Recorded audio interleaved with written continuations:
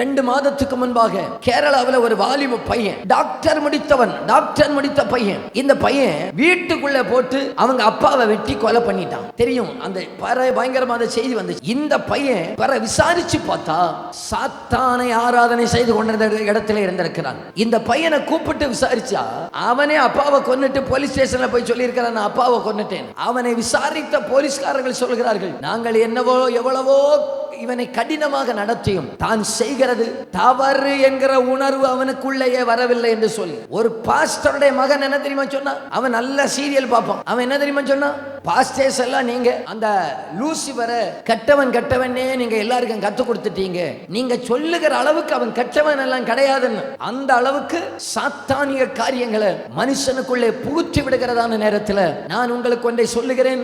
அந்தி கிறிஸ்து என்கிற மிருகம், அந்தி கிறிஸ்து என்கிற பாழாக்குகிறவன், அந்தி கிறிஸ்து என்கிற கேட்டின் மகன், அந்தி கிறிஸ்து என்கிற அக்கிரமக்காரன் இந்த உலகத்திலே வருவானே, ஆனால் அவனை சிகப்பு கம்பளம் போட்டு வரவேற்பதற்கு உலகம் ஆயத்தமாக இருக்கிறது.